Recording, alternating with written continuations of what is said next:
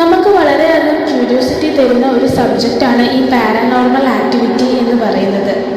നമ്മളെല്ലാവരും ചിന്തിച്ചിട്ടുണ്ടാവും, പ്രേതം ഉണ്ടെങ്കിൽ തന്നെ അതിനെ എങ്ങനെ കാണാൻ പറ്റും, അത് എക്സ്പീരിയൻസ് ചെയ്യാൻ പറ്റുമോ എന്നുള്ളത് നമ്മളെല്ലാവരും ലൈഫിൽ എപ്പോഴെങ്കിലും ഒരിക്കലെങ്കിലും ചിന്തിച്ചിട്ടുണ്ടാവും.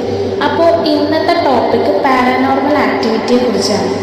സയൻറ്റിഫിക്കലി പ്രേതം എന്ന് പറയുന്ന ഒരു സംഭവം ഉണ്ട് എന്ന് പ്രൂവ് ചെയ്തിട്ടില്ല എങ്കിലും പലരും എക്സ്പീരിയൻസ് ചെയ്തിട്ടുണ്ട് എന്നുള്ള വീഡിയോസും അതേപോലെ തന്നെ ഒരു ന്യൂസൊക്കെ നിങ്ങൾ കേട്ടിട്ടുണ്ടാവും. അപ്പോൾ ശരിക്കും പ്രേതം എന്നുള്ളത് ഉള്ള ഒരു സംഭവമാണോ അതോ വെറും കെട്ടുകഥകൾ മാത്രമാണോ, എക്സ്പീരിയൻസ് ചെയ്യാൻ പറ്റുമോ എന്നുള്ളതാണ് ഞാൻ പറയാൻ പോകുന്നത്. നമുക്ക് എക്സ്പീരിയൻസ് ചെയ്യാൻ പറ്റും ഈ ഒരു സംഭവം. ഇനി അത് എങ്ങനെയാണ് എന്നായിരിക്കും ചിന്തിക്കുന്നുണ്ടാവുക. ഞാൻ പറഞ്ഞുതരാം. നിങ്ങളിപ്പോൾ ഒരു സ്ഥലത്ത് പോകുന്ന സമയത്ത് അല്ലെങ്കിൽ ഒരു റൂമിൽ നിൽക്കുന്ന സമയത്ത് പെട്ടെന്ന് നിങ്ങൾക്കൊരു തണുപ്പ് അനുഭവപ്പെടുന്നു, ടെമ്പറേച്ചറിൽ വ്യത്യാസം വരുന്നു. എല്ലാവരുടെയും സാധാരണ നോർമൽ ടെമ്പറേച്ചറാണ്. നിങ്ങൾ നിൽക്കുന്ന ഭാഗത്തോ അല്ലെങ്കിൽ നിങ്ങൾ പോകുന്ന സമയത്ത് എവിടെയെങ്കിലും ഒരു തണുപ്പ് ഫീൽ ചെയ്യുന്നുണ്ടെന്നുണ്ടെങ്കിൽ അവിടെ പ്രേതം ഉണ്ട് എന്നാണ് പറയുന്നത്.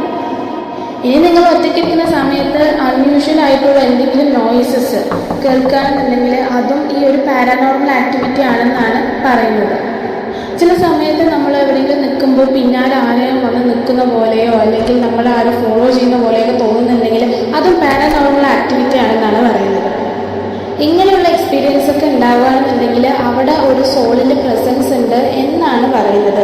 ഇനി നിങ്ങൾ രാത്രി കിടന്നുറങ്ങുകയാണ്, നല്ല ഉറക്കത്തിലായതിനു ശേഷം ഒരു 2 മണി 3 മണി സമയത്തിൻ്റെ ഇടയിൽ നിങ്ങൾ ഞെട്ടി ഉണരുകയാണെന്നുണ്ടെങ്കിൽ ഒരു സോൾ അവിടെ നിന്ന് നിങ്ങളെ വാച്ച് ചെയ്യുന്നുണ്ട് എന്നുള്ളതാണ് പാരനോർമൽ ആക്ടിവിറ്റിയിൽ പറയുന്നത്. സോളിൻ്റെ പ്രസൻസ് ഉണ്ട് എന്നറിയാൻ വേണ്ടിയിട്ട് നിങ്ങൾ ഈ പറഞ്ഞ കാര്യങ്ങൾ ചെയ്താൽ മതി. അതായത് ഒറ്റയ്ക്ക് ഇരിക്കുക, ഒറ്റയ്ക്ക് കിടന്നുറങ്ങുക, അങ്ങനെയൊക്കെ ചെയ്യുന്ന സമയത്ത് ഇത് എക്സ്പീരിയൻസ് ചെയ്യാൻ പറ്റും. ഇനി ഇതിന് പിന്നാലെ ഒരു സയൻറ്റിഫിക് റീസൺസ് ഉണ്ട് എന്തുകൊണ്ടാണ് നിങ്ങൾക്ക് ആ പ്രസൻസ് മനസ്സിലാവുന്നത് എന്നുള്ളത്. അപ്പോൾ അതിനെക്കുറിച്ചുള്ളൊരു ഡീറ്റെയിൽഡ് ആയിട്ടുള്ള വീഡിയോ ഞാൻ അടുത്തതായി ചെയ്യാം. ഇന്നത്തെ വീഡിയോ ഇത്രയേ ഉള്ളൂ. വീഡിയോ ഇഷ്ടമായാൽ ലൈക്ക് ചെയ്യുക, കൂട്ടുകാർക്കൊക്കെ ഷെയർ ചെയ്യുക, ചാനൽ സബ്സ്ക്രൈബ് ചെയ്യുക. Thank you for watching this video.